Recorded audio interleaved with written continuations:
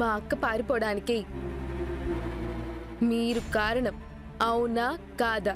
అవును. మనుషులు స్వార్థంతో ఇంత దారుణంగా ఆలోచిస్తారా? తమ స్వార్థం కోసం అవతల వాళ్ళ జీవితాన్ని ఏ రకంగా అయినా వాడేసుకుంటారా?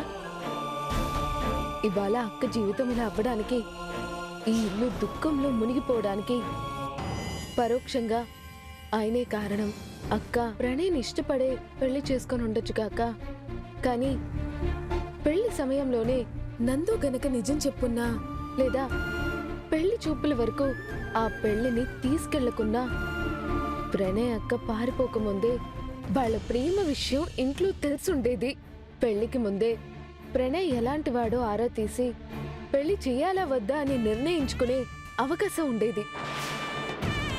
కానీ ఇవాళ జరగకూడని నష్టమే జరిగిపోయింది.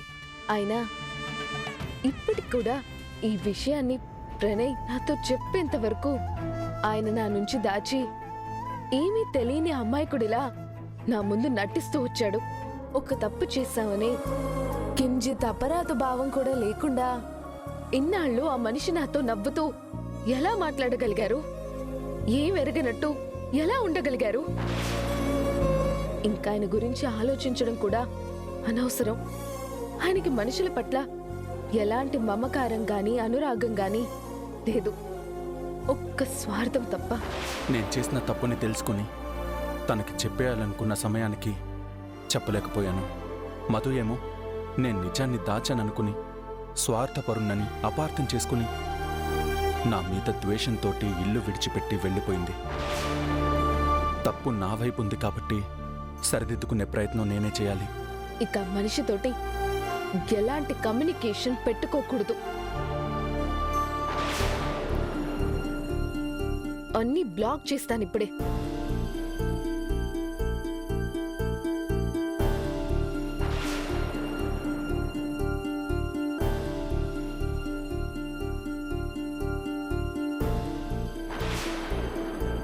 ఇదేంటి, డిస్ప్లేలో ఫోటో కూడా కనిపించట్లేదు.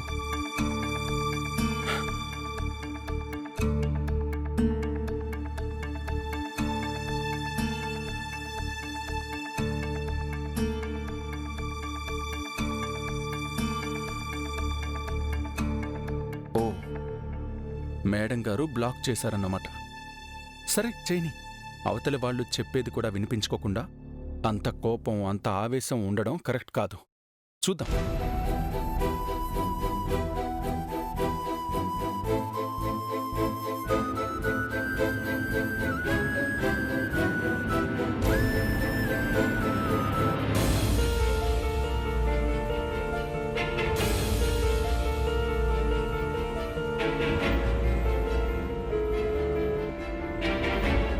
ఓహో, నా నంబర్ పనిచేయకుండా బ్లాక్ లిస్ట్లో పెట్టిందన్నమాట.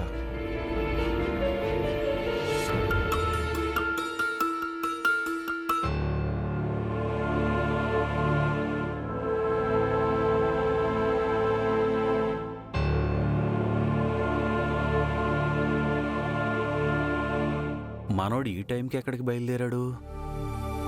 అల్లుడు,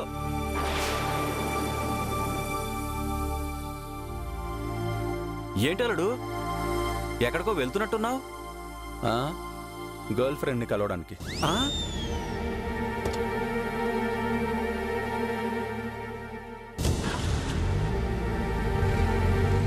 ఆహా, ఈ మధ్య వెటకారాలు ఎక్కువైపోయాయిరా నీకు. వేళ కాని వేళలో బయటికి వెళ్తున్నాడు. ఏం పని అయి ఉంటుందా అని అడిగితే దానికి వీడు చెప్పే సమాధానం చూడు. గర్ల్ ఫ్రెండ్ దగ్గరికంట. ఓహో, వీడు గర్ల్ ఫ్రెండ్ అని ఆ మధు గురించే చెప్పుంటాడు. భార్య ఇక్కడ లేకపోయేసరికి ఫ్రస్ట్రేషన్లో ఉన్నట్టున్నాడు. ఆ చిరాకు మనమే చూపిస్తున్నాడు. ఏంటి, మీకింకా నిద్ర పట్టలేదా? లేదురా, అది కొంప విడిచిపెట్టి వాళ్ళ పుట్టింటికెళ్ళి కూర్చుంది కదా, ఆ సంతోషంలో నిద్ర పట్టడం లేదు. మొన్నటి వరకేమో అది కొంపలో ఉందని నిద్ర పట్టలేదు. ఇప్పుడు ఆ ఆనందంతో నిద్ర పట్టడం లేదు. ఆవిడ గారేమో పుట్టింటి కష్టాలను తీర్చుకోవడానికో వాళ్ళని ఓదార్చడానికో సూట్ కేసు సర్దుకుని పుట్టింటికి వెళ్ళింది. అంత మాత్రాన నువ్వు సంకల గుద్దుకుని సంతోషపడితే ప్రయోజనం లేదు. రైలుకి ముందు ఇంజిన్ వెనకాల వెళ్లే పెట్టెలు వెళ్ళినట్టు పెట్టె సర్దుకుని ఆవిడ వెళ్ళినా వీడు ఆగట్లేదుగా. పెళ్ళాం కోసం పరుగులు తీస్తున్నాడు. నీ కొడుకు ఏం చెప్పలేదా నీకు? చెప్పకుండానే వెళ్ళాడా? నాకేం చెప్పలేదే. ఓ అయిపోయిందక్క. నీ కొడుకు నీ చేయి దాటిపోయాడని పక్కాగా ప్రూవ్ చేశాడు. నీకు చెప్పకుండా బయలుదేరాడంటే ఇంకేముంది, అయిపోయింది, మొత్తం అయిపోయింది. రేయ్, నువ్వు ఊరికే చిరాకు పెట్టకు. వాడెక్కడికి వెళ్తున్నాడు? ఇంకా అర్థం కాలేదాక? అమ్మనడుగు, ఈవిడికి అర్థమై ఉంటుంది. ఆ నాకు అర్థమైపోయింది. వాడు పెళ్ళాం కోసం బయలుదేరినట్టున్నాడు వేళ కాని వేళలో. నువ్వు ఉండమ్మా. రేయ్ కోటి, వాడు మధుని చూడ్డానికి వెళ్తున్నానని చెప్పాడా? వాడు డైరెక్ట్ గా మధు పేరు చెప్పలేదు. ఎక్కడికి వెళ్తున్నావు అల్లుడు అంటే గర్ల్ ఫ్రెండ్ కలవడానికి వెళ్తున్నా అన్నాడు. అంత వెటకారంగా సమాధానం చెప్పినప్పుడే వాడు మధు లేదనే చిరాకు ఎంత చూపిస్తున్నాడో అర్థం కాలేదు. అక్కడికే వెళ్తున్నాడు మరి. ఆ ఊరికే అన్నారా, తల్లి అల్లం పెళ్ళాం బెల్లం అని. అది పుట్టింటికి వెళ్ళినా మొగుడిని ఆయుష్కంతలా లాగేస్తుంది. అది శాశ్వతంగా పుట్టింట్లోనే ఉండిపోయే ఐడియా ఏదైనా చేసి వాడి మనసులో నుంచి తీసేయాలి. ఏం చేయాలో అర్థం కావడం లేదు.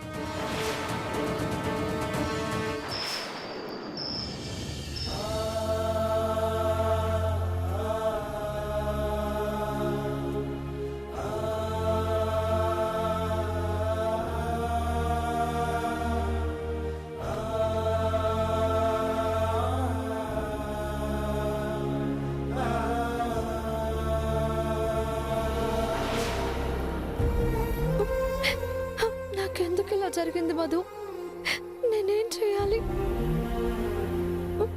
ప్రేమ పేరుతో నేను వేసిన అడుగు తప్పటడుగైపోయింది. నాన్నని అడుగడుగున అవమానపడేలా చేస్తున్నాను. నా ఒక్క తప్పటడుగు ఇంట్లో అందరినీ బాధ పెడుతుంది. లేదక్కా, ఏ ఆడపిల్ల తప్పటడుగు అని తెలిసి కూడా తప్పటడుగు వెయ్యదు. ఒక మగాణ్ణి నమ్మే ముందు ఆలోచిస్తుంది. ఆలోచించే క్రమంలో అతను మంచివాడే అని ఆలోచిస్తుంది తప్ప దుర్మార్గుడయ్యుంటాడనో, స్వార్థపరుడయ్యుంటాడనో, నేరస్తుడయ్యుంటాడనో ఆలోచించదు. ఎందుకంటే అవతల వ్యక్తి మీద మనకప్పటికే ఇష్టం ఏర్పడి ఉంటుంది గనక. నువ్వు ప్రణయ్ మీద ఉన్న ఇష్టంతోటి అతని బలహీనతల్ని గాని అతని దుర్గుణాల్ని గాని గమనించలేదు. అంతే తప్ప నువ్వు కావాలని వేసిన తప్పటడుగు కాదు. అయినా ఆడపిల్ల వేసే అడుగు తప్పటడుగా కాదా అని నిర్ణయించేది ఆడపిల్ల కాదు, మెడలో 3 ముళ్ళు వేసిన మగాడు. మంచివాడైతే ఆ వేసిన అడుగులు మంచి అడుగులవుతాయి, కాదంటే తప్పటడుగు అవుతుంది. ఇప్పుడు నేనేం చేయను మధు? నాకేం తోచడం లేదు. ప్రణయ్ని తలుచుకుంటూ ఉంటే ఒకవైపు కోపం వస్తుంది, ఇంకోవైపు బాధ, బాగా దుఃఖం వస్తుంది. అక్క, ప్రణయ్ పాపం పాపము. ఇంకా జాలి పడుతున్నావా తన మీద? నాకు బాధగా కోపంగా ఉంది, కానీ ఎందుకు ఇలా చేశాడు మధు? అతను చేసింది తప్పక్క. అతను నేరం చేయడం అనేదే పక్కన పెడితే ఆ నేరం నుంచి తప్పించుకోవడానికి వేరే వాళ్ళని బలి చేయాలని చూశాడు.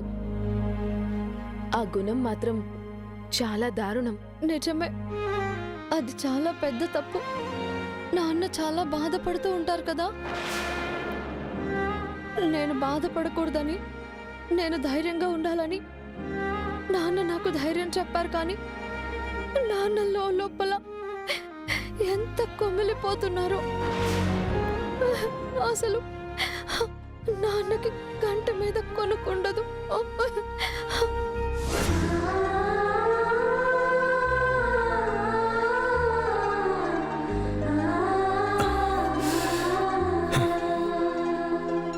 ఇప్పుడు నేనేం చేయను రమణి? ఇందు భవిష్యత్తు గురించి తలుచుకుంటూ ఉంటే ఊపిరి ఆగిపోతున్నంత ఇబ్బందిగా ఉంది. ఇందు గురించి నేను ఎన్ని కలలు కన్నాను. తన జీవితం బాగుంటుందని ఎంతగా నమ్మాను. అవన్నీ ఇవాళ అబద్ధాలైపోయాయి. ఇందు జీవితం ఒక పీడకలైపోయింది. ఇందుకు ధైర్యం చెప్పడం కోసం నా బిడ్డలకి తండ్రిగా నేనున్నాను, అండగా నిలబడతానని. వాళ్ళకి నమ్మకం కుదరడం కోసం ఏదో మొండిగా వాళ్ళ ముందు నేను ధైర్యంగా ఉన్నట్టు సర్దుకుపోతున్నట్టు నటిస్తున్నాను కానీ లోపల ఎంత నరకంగా ఉందో తెలుసా రమణి?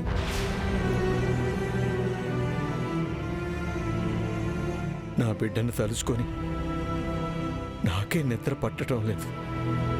నేనే తట్టుకోలేకపోతున్నానే. ఇంకా ఇందు ఎలా తట్టుకుంటుంది? ఒకవైపు మోసగాడిని నమ్మి వెళ్ళి తాళి కట్టించుకున్నానని బాధ, మరోవైపు మనందరం తన వల్ల కుంగిపోతున్నామనే ఆలోచన తనని స్థిమితంగా ఉండనివ్వదు. సతమతమైపోతూ ఉంటుంది. కనీసం కంటి నిండా కునుకు కూడా ఉండదు నా బిడ్డకి. నేను ఏం చెయ్యాలి? నా బిడ్డ బ్రతుకు ఎలా సరిచేయాలి? అసలు ఏం చేయగలను? నాశనమైపోయింది. తన జీవితాన్ని ఎలా నిలబెట్టగలను? మాట్లాడినంత తేలిగ్గా, తనకి ధైర్యం చెప్పగలనంత తేలిగ్గా తన జీవితాన్ని సరిచేసే మార్గం కనపడటం లేదు. ఏం చేయగలను నేను? జరిగిన తప్పుని సరిదిద్దగలిగితే ఇందు జీవితాన్ని కూడా సరిదిద్దగలమండి. జరిగిన తప్పుని ఏ రకంగా సరిదిద్దగలం రమణి? నేనిలా అంటున్నానని కోప్పడకండి. రాజారావు అన్నయ్య చెప్పినట్టు ప్రణయ్కి బుద్ధి మాటలు చెప్పి ఏదో ఒక విధంగా ఈ కేసు నుండి బయటపడేసి వాళ్ళ కాపురాన్ని నిలబెడదామండి. వద్దు రమణి, చాలా తప్పు రమణి. తప్పుగా ఆలోచిస్తున్నావు నువ్వు. వాడు తాళి కట్టాడన్న ఒకే ఒక కారణంతో మళ్ళీ అలాంటి రాక్షసుని నమ్మి నా బిడ్డను వాడితో కలిసి బ్రతకమని చెప్పలేము. కట్టుకున్న భార్యని, ఆయన వాళ్ళని మోసం చేయగలిగిన వాడు ఎప్పటికీ మారడు. ఇప్పటికే చేసిన నేరం గురించి కించిత్ బాధ కానీ అపరాధ భావం కానీ లేకుండా కోర్టులో ఆ నేరాన్ని సుధీర్ మీద నెట్టడానికి ప్రయత్నించాడు. అలాంటి వాడిని మార్చాలని ప్రయత్నిస్తే వాడికి మరోసారి మనల్ని వెన్నుపోటు పొడిచే అవకాశం ఇచ్చినట్టే. చివరికి వాడు నందు చేసిన సహాయాన్ని కూడా వక్రీకరించి ఆ నేరాన్ని ఆ కుటుంబం మీద నెట్టాలని చూశాడు. పాప అల్లుడు గారు నా గురించి ఆయన నిందలు పడిపోతున్నారు.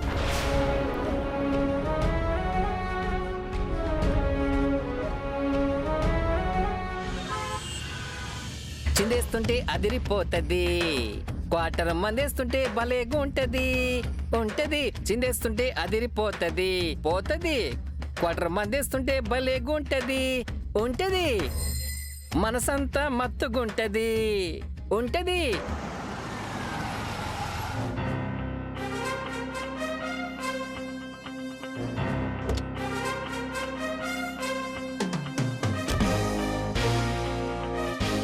మైండ్ అంతా హాయిగుంటది.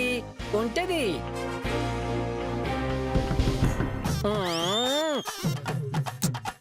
ఎవరా వాడు? డిస్టర్బెన్స్ ఆఫ్ మనశ్శాంతి అండ్ మందు.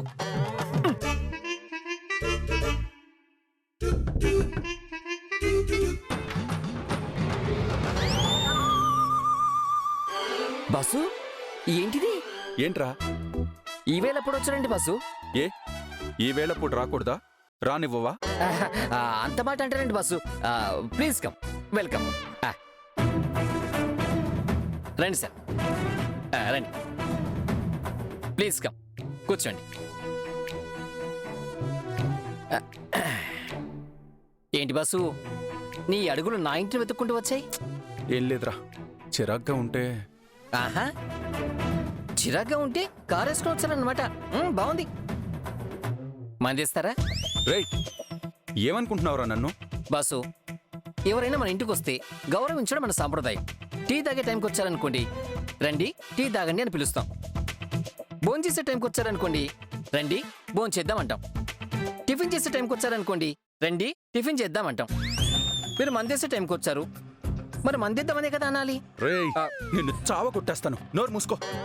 ఏంటో బాసు, సాంప్రదాయాల్ని పాటిద్దామంటే కూడా అసలు మీరు ఒప్పుకోవట్లేదు. అమ్మా, సాంప్రదాయం అంటే గుర్తొచ్చింది. నా సంపుకి అర్జెంటుగా ఫోన్ చేయాలి. రేయ్ ఆపరా. ఏంటి బాసు? నేనొచ్చాను, నువ్వెవరికో ఫోన్ చేయడం ఏంటి? ఎవరో ఏంటి బాసు? నా ఫియాన్సీకి నేను ఫోన్ చేసుకోవద్దు? వద్దు. ఎందుకొద్దు? రేయ్ అవతల పెళ్ళైన నా భార్య నా ఫోన్ తీయడం లేదు, బ్లాక్ చేసి పెట్టింది. మెసేజ్లు పంపిస్తుంటే మెసేజ్లు కూడా డ్రాప్ అవడం లేదు, మొత్తం బ్లాక్ చేసేసింది. యువతల నేనే మాట్లాడకుండా ఉన్నాను, నువ్వు వచ్చేసి కాబోయే భార్యతో మాట్లాడాలి అంటున్నావు. అందుకే కదా మనం బాగుపడింది. మనం నాశనం అయిపోయినా పర్వాలేదు, పక్కోడు సంతోషంగా ఉండకూడదు, అంతేగా? మరి కలిసి ఏడవడానికి ఒకడు తోడుండాలి కదా. మీ సైడిజం పరాకాశకు వెళ్ళిపోయింది. దండాలు ప్రభు. రే ఒకసారి మీ మేడంకి ఫోన్ చేసి స్పీకర్ ఆన్ చేయి, చెప్తా. ఏంటి? మేడంకి కాల్ చేసి స్పీకర్ ఆన్ చేయాలా? అదే కదరా చెప్తున్నా, మళ్ళీ రిపీట్ చేస్తావేంటి? రిపీట్ చేయడం కాదు, షాక్ అయ్యి అడుగుతున్నా. ఇందులో అంత షాక్ అవడానికి ఏముందిరా? మరి నేను నా సంపకి కాల్ చేయబోతుంటే చేయొద్దని ఆపేసి ఇప్పుడు మీ ఆవిడకి ఫోన్ చేయమని చెప్తారా? ఇదేం దుర్మార్గం అండి. నా ఫోన్ బ్లాక్ చేసేసిందరా. ఫోన్ కోసమే ఇల్లు వెతుక్కుంటూ వచ్చారన్నమాట. అలాగే అనుకోరా, కాల్ చెయ్యి. చచ్చినా చేయను. ఎందుకు? ఇందాకే చెప్పారుగా, మనం నాశనం అయిపోయినా పర్వాలేదు, పక్కోడు సంతోషంగా ఉంటే భరించలేమురా అని. నాకు కూడా అంతే. నేను నాకు కాబోయే ఆవిడతో మాట్లాడకుండా ఉంటే మీకు మాత్రం ఛాన్స్ ఇస్తానే ఏంటి? అస్సలు ఇవ్వను. రే ముందొకసారి ఫోన్ చేసి స్పీకర్ ఆన్ చేయరా. చెయ్యనుగాక చెయ్యను. రే నువ్విప్పుడు ఫోన్ చేయకపోతే రేపొద్దున నీకు ఉద్యోగం ఊడిపోతుంది. నీకు హూస్టింగ్ ఆర్డర్ ఇస్తా. ఓహో, హూస్టింగ్ ఆర్డర్ ఇస్తారా? ఇవ్వండి. రే నేను ఉత్తినే బెదిరించడంలా, నిజంగానే హూస్టింగ్ ఆర్డర్ ఇస్తా. మాకు హోస్టింగ్ ఆర్డర్ ఇస్తే మీకు ఏమాత్రం ఓదార్చే దిక్కు కూడా ఉండదు. మరి ఆలోచించుకోండి. నా టైం రా, నా టైం. మీ టైం కాదు sir, this is my time. నాకు టైం వస్తుందిరా.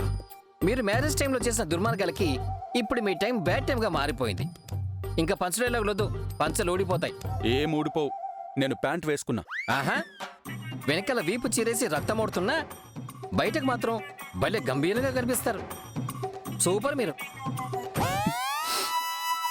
ఒరే ఏడుపొస్తుందిరా నాకు.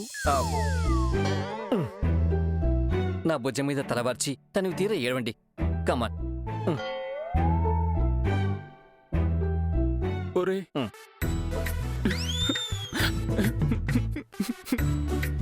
ఏంట్రా దుఃఖం ఇలా పొంగుకొచ్చేస్తుంది? ఊరుకున్నానా, ఊరుకో.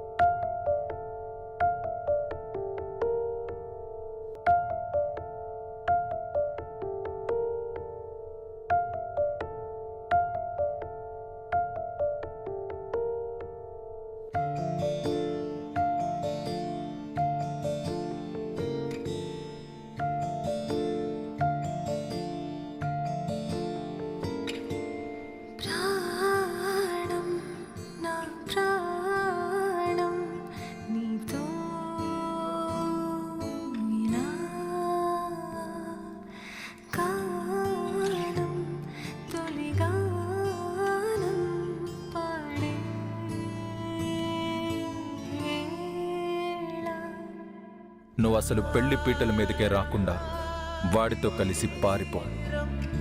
కాదని పీటల మీదకి వచ్చావా, నేను నీ మెళ్ళో తాళి కడతాను.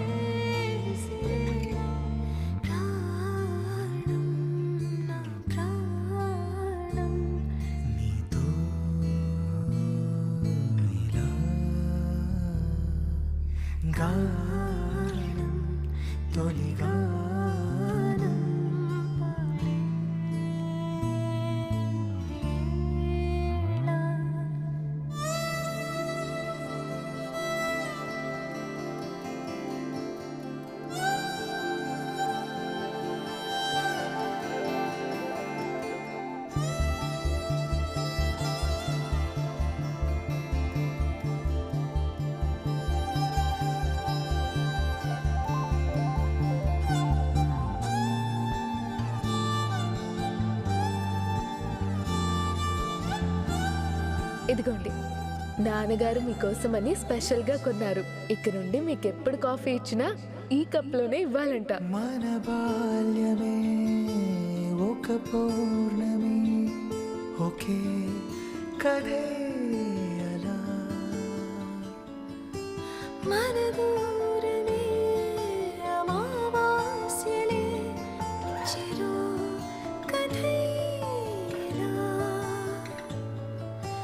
మళ్ళీ మళ్ళీ జాబిలి వేళ వెన్నెల చల్లంగిలానే జంటగా మారేలోపే నిమిషం కలలా. సమస్య వచ్చిన ప్రతిసారి నువ్విలా రావడం అంత బాగోదు. నువ్వు ఆఫీస్ నుంచి మళ్ళీ ఇటు రాకు, అటు నుంచి అటే అత్తారింటికి వెళ్ళు. దయచేసి నన్ను కొన్నాళ్ళ పాటు ఇలా వదిలేసేయండి. ఎందుకింత డిస్టర్బ్ అవుతున్నాను? ఇది మధు ఇక్కడ లేదని వెళితా